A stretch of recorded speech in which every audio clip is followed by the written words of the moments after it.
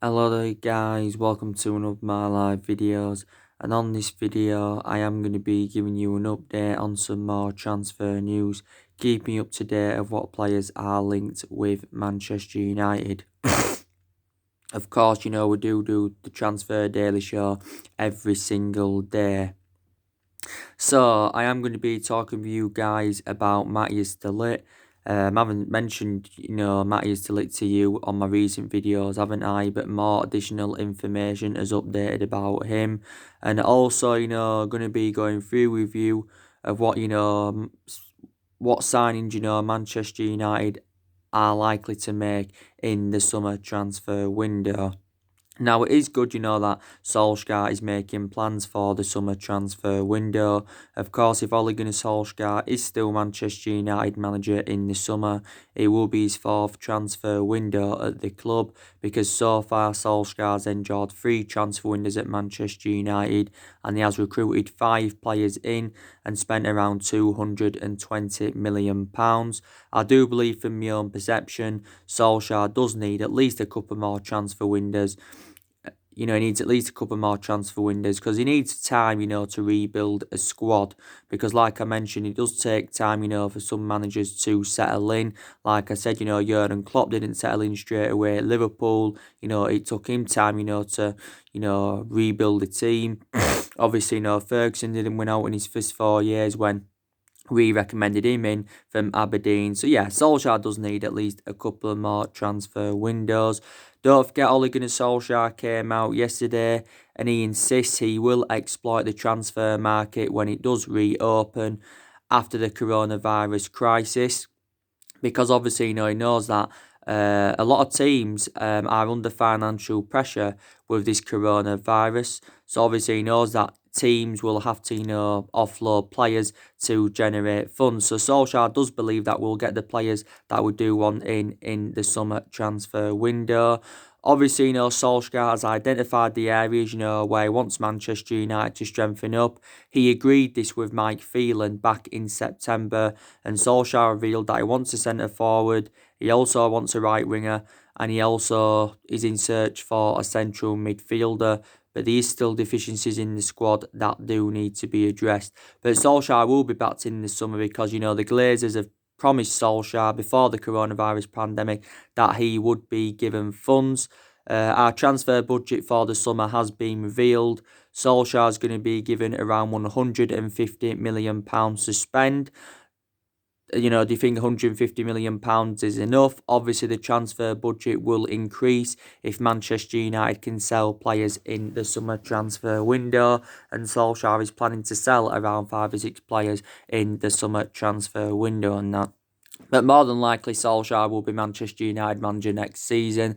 I think the only way he could possibly be sacked, and that's if Manchester United fail to get qualification for the Champions League. But I'm very convinced we can get Champions League football. I think we can definitely get the right calibre players in.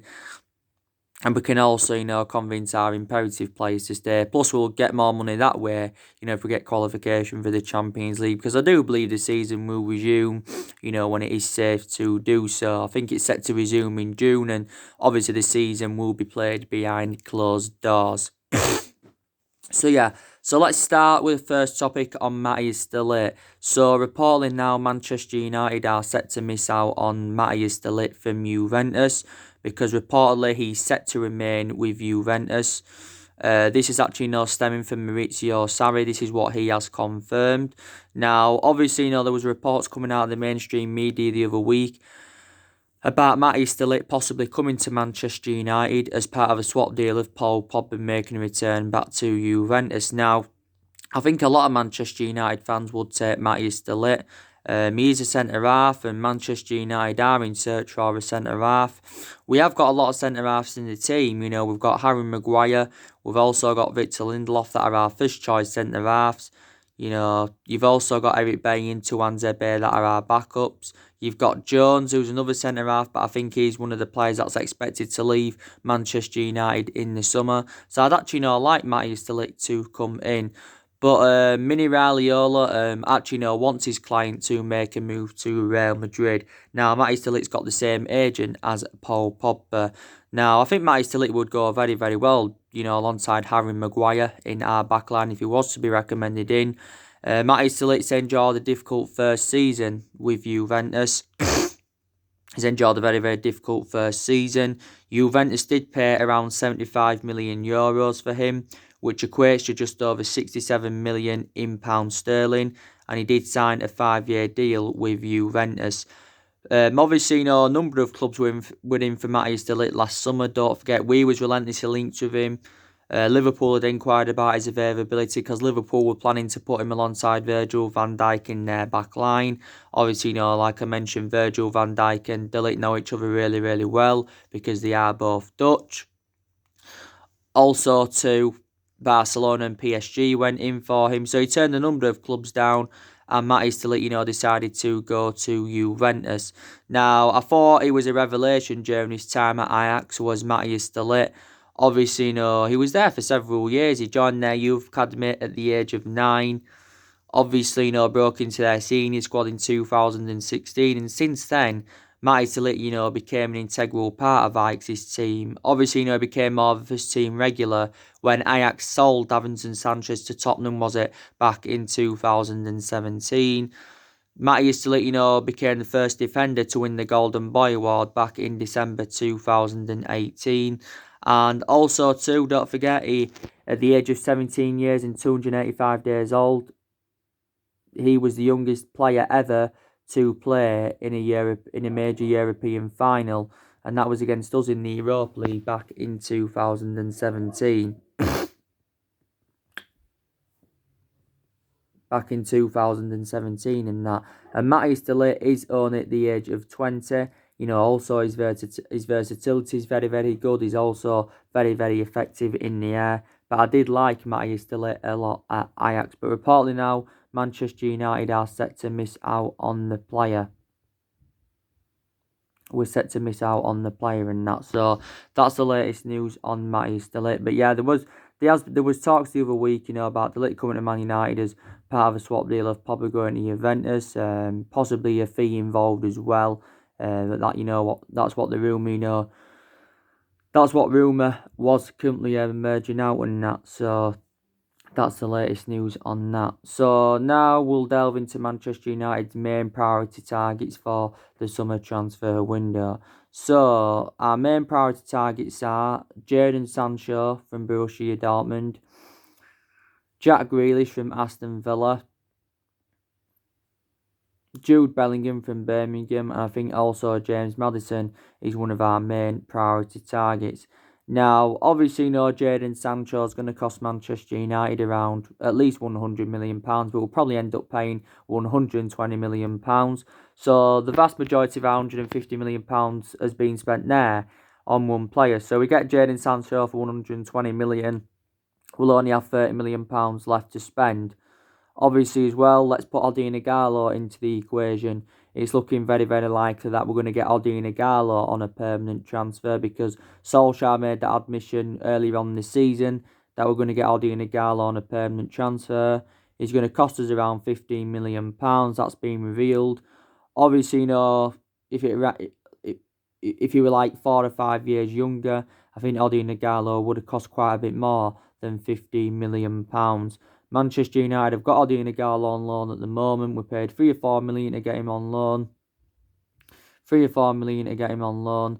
Now, we are paying like a quarter of his wages. But he's enjoyed a fantastic start to his Man United career. Ighalo has 4 goals in 3 starts for the football club. Good cover up to Marcus Rashford. And I think he's an option of a different type of centre forward. But yeah, it's looking like we're going to get Odion Ighalo on a permanent transfer.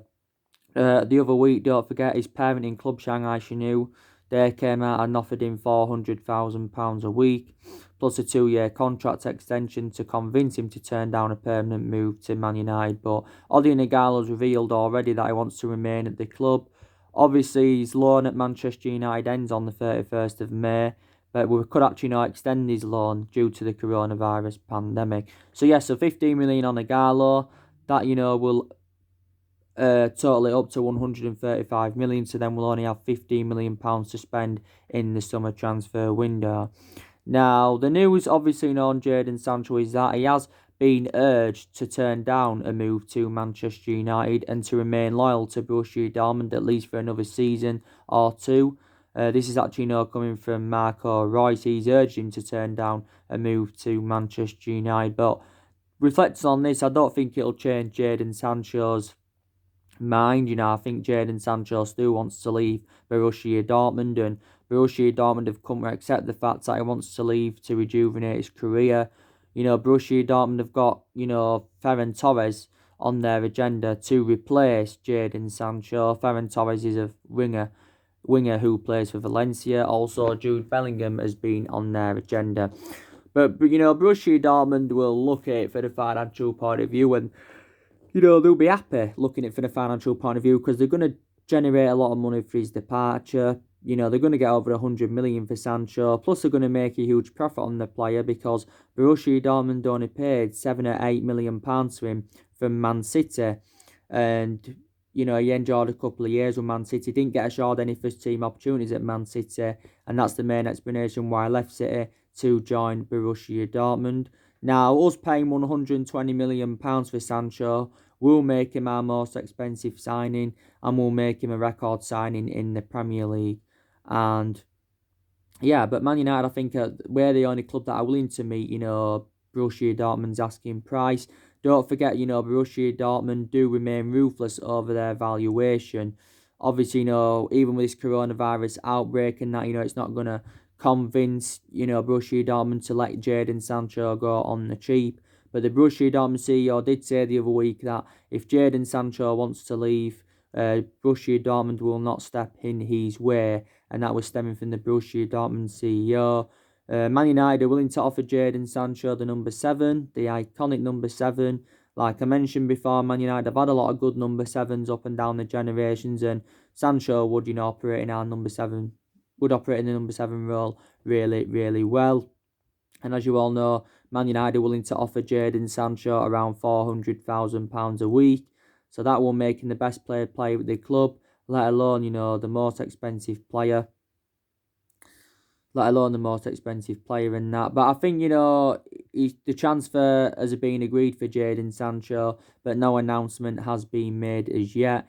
We have been in contact with Jadon Sancho's agent for months now, like Fabrizio Romano broke out quite a few weeks ago, and Fabrizio Romano tends to be a very reliable Italian journalist. Also, Duncan Castle's back in February. He said Man United are the favourites to sign Jadon Sancho in the summer transfer window. The Irish Independent said last week that it's unofficially confirmed that Sancho will complete a transfer to Manchester United in the summer. But if we can get Sancho on the board, I think, it'll be one of the club's best attacks because I think Sancho will go well alongside Rashford and Anthony Martial. They will make a good attacking trio. And Rashford, did reveal that he wants Jadon Sancho at Manchester United next season. There has been reports saying that if we fail to get qualification for the Champions League, Sancho will reject a move to Manchester United. That's the main explanation why we missed out on him last year, is because we had no Champions League football to offer.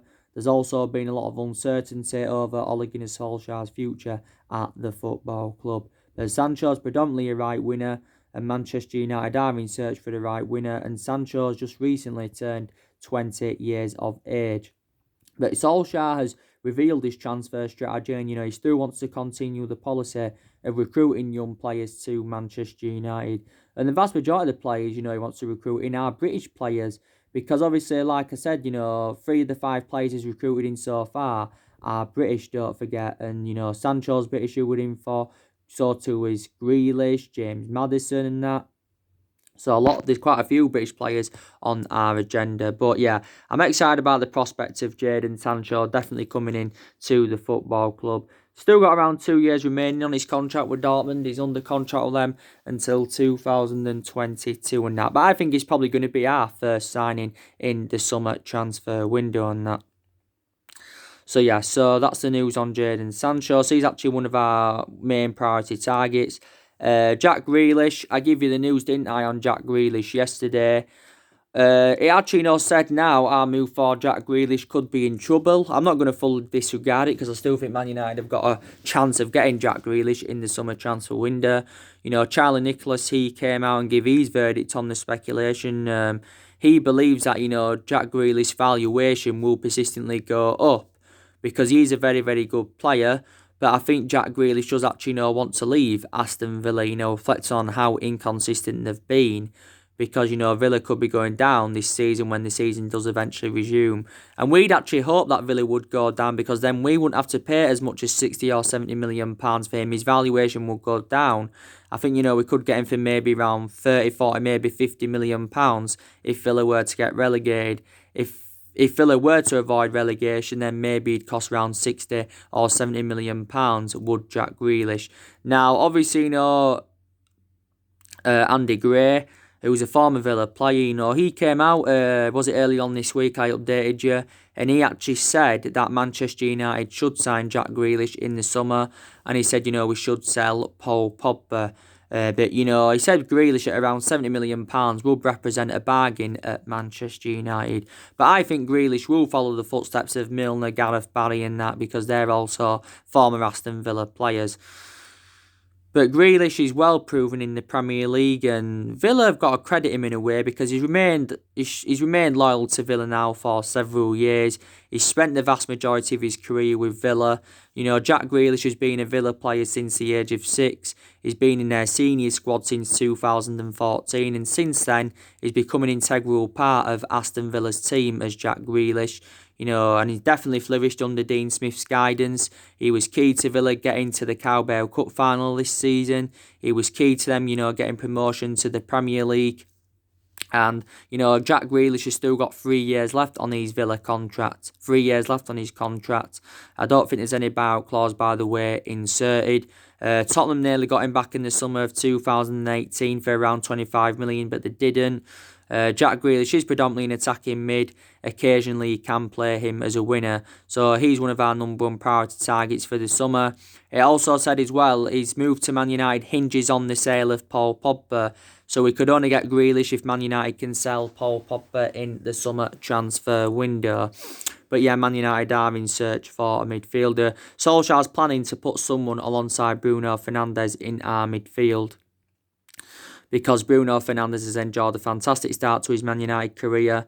I think he's already got 3 goals and 3 assists for the club, if I'm right.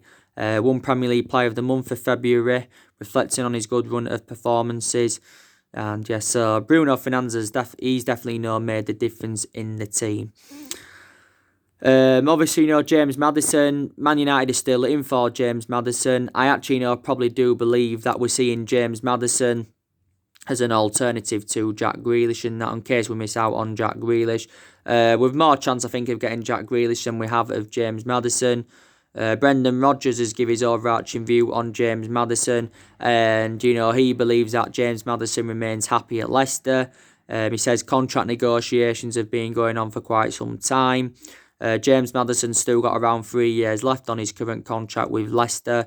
He's under contract with them until 2023. But I don't think there's any main explanation why James Maddison would want to leave Leicester at this, at this moment in time, because Leicester they've enjoyed a very, very good season. What are they sitting second or third? Is it in the Premier League? And they've done really, really well. And more than likely, Leicester are going to get qualification for the Champions League. And I think, for us to convince Leicester to offload James Maddison, we'd have to pay maybe around 70 or 80 million. So Maddison will cost a similar amount to Jack Grealish, and it cost a similar amount to what we paid for Maguire, because we paid £80 million for Harry Maguire. But, Leicester won't want to lose James Maddison because, like I mentioned before, they've lost quite a few of their imperative players in recent years. Lost Maguire to us. They lost Raheem Mahrez back in the summer of 2018 to City. They lost N'Golo Kante and Danny Drinkwater to Chelsea, and that did, Leicester. So they wouldn't want James Maddison to follow them footsteps. This is now his second season with Leicester, is James Maddison's. He did really, really well in his first season. He created more chances than any other player in his first season in the Premier League. Leicester paid £20 million for Maddison from Norwich. yesterday and that. And he is predominantly an attacking midfielder, and he is only at the age of 23. But yeah, he still does remain on our agenda, does James Maddison. The news on Jude Bellingham, that, he still remains on Manchester United's agenda. He's a priority target, is Jude Bellingham. Obviously, Borussia Dortmund have been emerged as the favourites to sign Jude Bellingham. Don't forget, Chelsea and Liverpool have also expressed their interest in Jude Bellingham. Now, Jude Bellingham, this has been his first season in the Championship. This is his first season in the Championship with Birmingham. It's his first season in the senior squad, and I've got to give him a lot of credit because I think he's been a revelation in his first season in the Championship with Birmingham. Obviously, became the youngest player to ever represent Birmingham. Made his senior debut at the age of 16 years and 38 days. Did the player.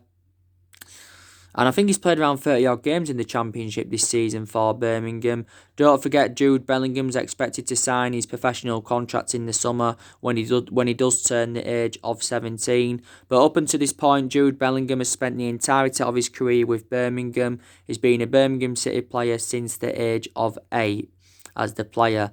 And, he is valued at around £30 million, is Jude Bellingham. Don't forget, quite a few weeks ago now, Jude Bellingham had visited our Carrington training ground. Obviously, to hold talks with Sir Alex Ferguson. Also, to Ed Woodward had held talks with his parents. So that had fueled quite a bit of speculation up.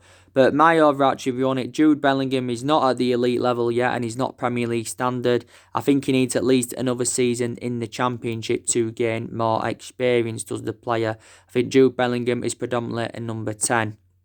It revealed out a couple of weeks ago that we'd offered him around £100,000 a week to come to Man United. That's what we'd offered him. But reportedly, that was less than Borussia Dortmund's bid. But he is only at the age of 16, is Jude Bellingham. So would you take Jude Bellingham at Manchester United? Because some players that come from the Championship to the Premier League actually, tend to do well. But I think it's uncertain where his next destination is going to be. But I do definitely expect him to leave Birmingham at the end of the season, because Birmingham have had financial issues, at least in the last couple of years. They had financial issues, so they'll have to offload Jude Bellingham anyway. But he still does remain on Manchester United's agenda. Obviously, like I mentioned, there's been quite a few strikers on our agenda as well. I give you the news on Harry Kane yesterday. I'm very, very sceptical that Man United will sign him. Obviously, I give you the news on Erling Haaland. He still remains on our agenda, does Erling Haaland. It's a shame that we didn't get him in January, because he would have been an Ole Gunnar Solskjaer type signing, because Solskjaer knows him well, and he gave Erling Haaland his debut 3 years ago. I give you the news about Aubameyang, was it yesterday or the day before? His asking price now is being lowered. So there's been quite a few strikers on Manchester United's agenda and that.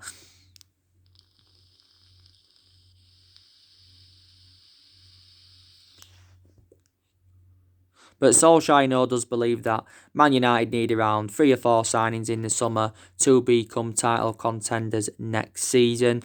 I do believe the players that Man United are going to get rid of in the summer. I think we're going to get rid of Phil Jones. He's one player that's going to go, because Phil Jones can't even get into the team now. I do believe that Lingard and Pereira, they're going to be definitely moved on, because, they are 2 liabilities, are Andres Pereira and Jesse Lingard. Don't forget, recently Jesse Lingard's been linked with a move to Arsenal. That was stemming from The Athletic earlier on this week. Also, to Everton have expressed their interest in him. But we need to get rid of Lingard, and I think we value Jesse Lingard at around £30 million. He's got like a year left on his Manchester United contract. He hasn't registered 1 goal or 1 assist in the Premier League for over a year, so I can see Lingard leaving Manchester United in the summer. Pereira, he's been very inconsistent. He only became a regular last season, did Andres Pereira. He's found game time difficult since McTominay came back. I think we're also going to try and get rid of Rojo on a permanent transfer, because he's on loan at Estudiantes at the moment. We possibly could get rid of Fosu-Mensah, because there's a lot of uncertainty over his future. His current contract's expire this summer, if I'm right, and I think Chris Smalling, will get rid of him on a permanent transfer. He's on loan at Roma at the moment, but Chris Smalling did enjoy 9 years at Man United. There's been a lot of negativity, as you all know, coming out regarding Alexis Sanchez. he's now set to, stay at Manchester United, and I think he's set to see out the remainder of his Man United contract, because his contract with the club expires in 2022. Now, the main explanation why Sanchez is set to stay at Manchester United is because the player is refusing to take a wage cut. He's refusing to take a pay cut.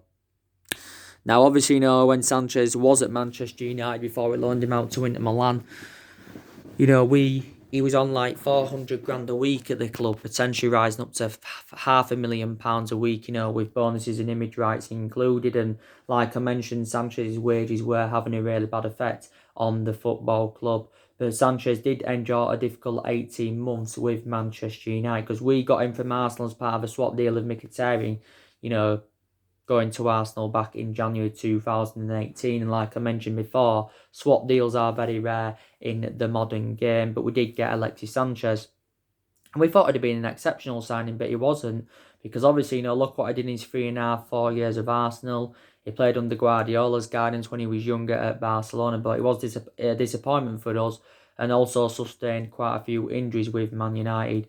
But despite the fact that Sanchez is on loan at Inter Milan, we're still paying the vast majority of his wages. I still believe we're paying him like £300,000 a week, and Inter Milan are paying like the other £100,000.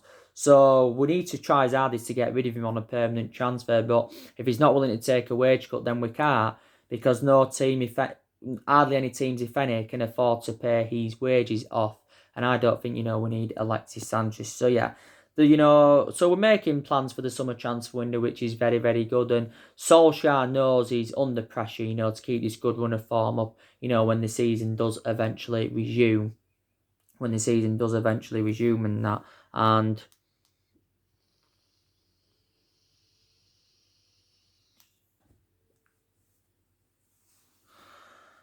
And like I mentioned, a lot of money's been spent at Manchester United in the last 6 or 7 years. A hell of a lot of money's been invested into the football club. We've been playing catch-up for the last 6 or 7 years. We've had different managers with different philosophies.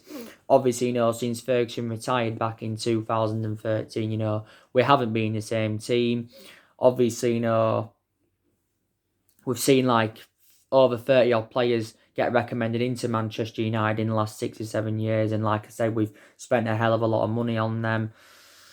And yeah, so we have been playing catch up for several years, and Solskjaer is our 4th permanent manager since the Alex Ferguson era, because we've already sacked 3 managers since the Ferguson era. We sacked David Moyes, we sacked Louis van Gaal, and we sacked Jose Mourinho. And we have lacked silverware as well in the last 6 or 7 years. We've only won 3 trophies since Ferguson retired, and that was the FA Cup under Van Gaal and the Europa League and League Cup in Jose Mourinho's first season at Manchester United. But there's a great chance, we can get some silverware under Solskjaer. Obviously, we're into the last 8 of the Europa League. We're also into the quarterfinals of the FA Cup, so that's a chance for us getting some silverware on the board. They're getting some silverware on the board and that, and they are our priorities. And Solskjaer has been at Manchester United now for around 16 months. So he has been at the football club over a year. He's been permanent Manchester United manager for a year. And obviously I've given you some of the positives from his tenure. I've got to credit him for the players that he's recommended in so far, because they have made a difference, to be fair. Also, too, he's got rid of a lot of the deadwood since he's come in. He's promoted the youth very, very well. It's good that the young players have been given their opportunities this season. Greenwood's been given his opportunities. Brandon Williams been given his opportunities. Reflecting on how good Brandon Williams has done, Solskjaer's not bothered now about getting a left-back in.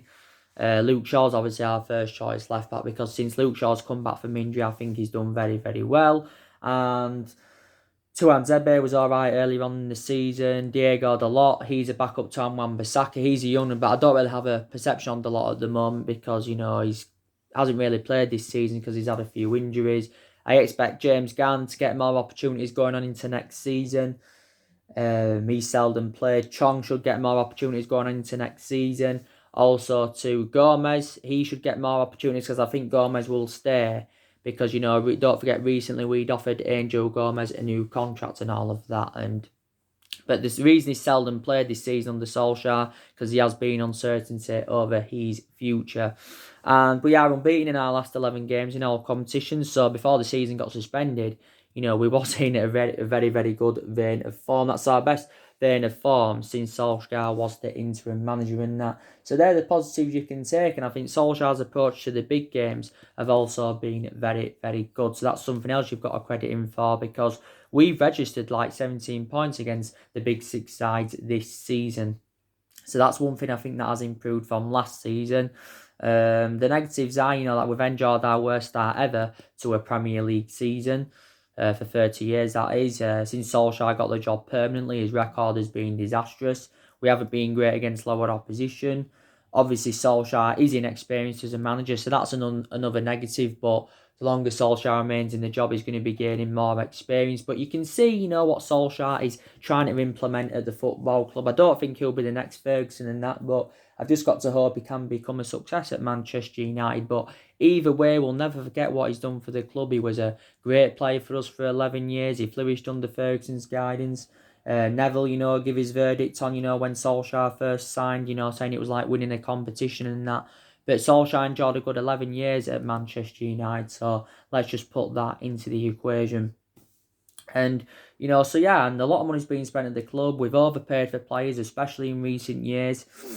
But, we'll see what, we can do, when the transfer window does reopen and that. Let's see what players Manchester United can get in. But definitely next season, I expect us to enjoy a better season than what we've enjoyed this season. But in a way, I said the same thing this season. I expect us to enjoy a better season this season than what we saw last season. That. But Solskjaer, is still inheriting, quite a lot of players, what other managers have brought in. So let's just also put that into the equation.